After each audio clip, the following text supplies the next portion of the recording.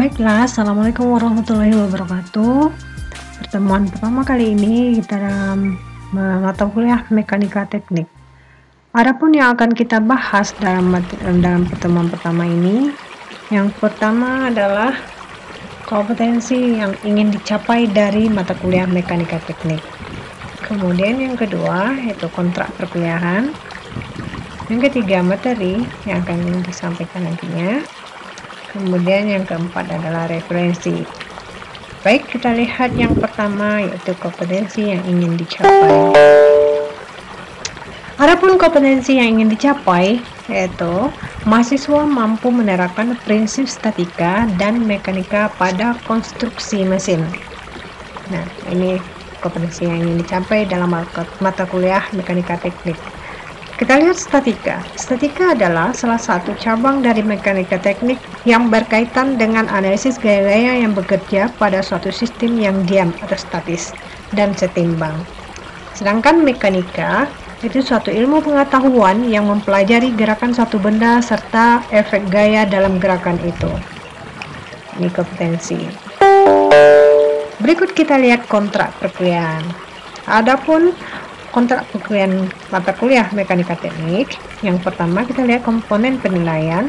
Kehadiran atau absen itu 15%, tugas dan kuis itu 20%, UTS 30%, kemudian UAS 35%. Sedangkan rencana perkuliahan kita pada semester ini itu kuliah secara online atau daring, bisa berupa diskusi, studi kasus, latihan mengerjakan soal-soal, bisa secara perorangan dan ada juga secara kelompok. Ini yang kedua. Berikut kita lihat yang ketiga. Yang ketiga adalah tentang materi. Materi dari mata kuliah mekanika teknik. Yang pertama adalah tentang pendahuluan. Oke. Pertemuan berikutnya akan kita bahas tentang sistem gaya 2 dimensi dan 3 dimensi. Kemudian yang ketiga, materi kita adalah keseimbangan gaya dalam 2 dimensi. Pada berikutnya, teori struktur sederhana, sistem rangka, mekanisme rangka. Dan yang 6, gaya terdistribusi atau menentukan letak antroid dan pusat massa. Kemudian yang ketujuh, menentukan reaksi gaya dalam diagram gaya lintang.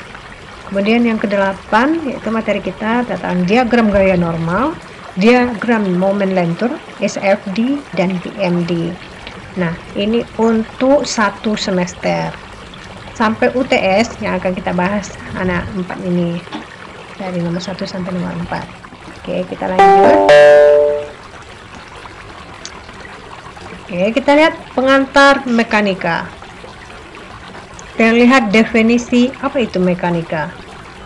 Mekanika adalah suatu ilmu yang menggambarkan dan meramalkan kondisi benda yang diam atau bergerak karena pengaruh gaya yang bereaksi pada benda tersebut.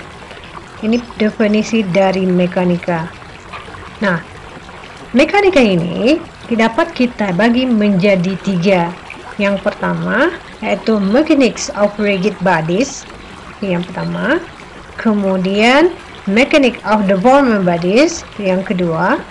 Kemudian mechanic of fluids, itu yang ketiga. Nah, kita lihat apa itu mechanic of rigids. Mechanic of rigids atau mekanika benda tegar yaitu istilah yang digunakan dalam dunia fisika untuk menyatakan suatu benda yang tidak akan berubah-ubah bentuknya setelah diberikan suatu gaya pada benda tersebut. Ini mechanics of rigid bodies. Kemudian kita lihat mechanics of deformed bodies. Apa itu mechanic of deformed bodies? Mechanic of deformed bodies atau kita sebut juga dengan mekanika benda berubah-ubah, yaitu suatu kondisi yang terus-menerus berubah, bergerak secara aktif dan mengalami perkembangan yang berarti. Ini mechanic of the former bodies. Kemudian kita lihat mechanics of fluids, atau disebut juga dengan mekanika fluida, yaitu cabang ilmu fisika yang mempelajari tentang zat fluida, yaitu cair, gas, dan plasma, dan gaya-gaya yang bekerja padanya. Itu yang ketiga. Oke, kita lanjut. Kita lihat mekanika benda tegar. Mekanika benda tegar terdiri dari dua. Yang pertama statika atau benda dalam keadaan diam, kemudian dinamika yaitu benda bergerak. Kemudian konsep dasar yang digunakan dalam mekanika ada ruang, waktu, massa, dan gaya. Ini mekanika benda tegar. Kita lanjut dulu.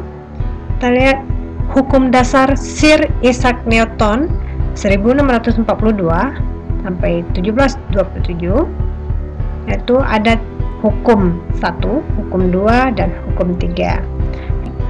Hukum 1. Bila gaya resultan yang beraksi pada suatu partikel sama dengan 0, maka partikel tersebut akan tetap diam, atau apabila mula-mula diam, atau akan bergerak dengan kecepatan sama pada suatu garis lurus, atau apabila mula-mula bergerak. Kita lihat hukum yang kedua. Bila gaya resultan yang beraksi pada suatu partikel tidak sama dengan 0, maka partikel tersebut akan memperoleh kecepatan sebanding dengan besarnya gaya resultan dan dalam arah yang sama dengan arah gaya resultan tersebut. Kita bisa formulasikan, yaitu F sama dengan M dikali A. Kemudian kita lihat hukum yang ketiga, yaitu gaya aksi dan reaksi antara benda yang berhubungan mempunyai besar dan garis aksi yang sama dan berlawanan arah. Inilah hukum dasar dari Isaac Newton. Nah, untuk pertemuan pertama kali ini kita memakai referensi ini, Professor Mechanic Material Prentice Hall of India Private Limited, New Delhi. Hanya itu yang dapat disampaikan. Terlebih terkurang saya mohon maaf. Diakhiri dengan Assalamualaikum warahmatullahi wabarakatuh.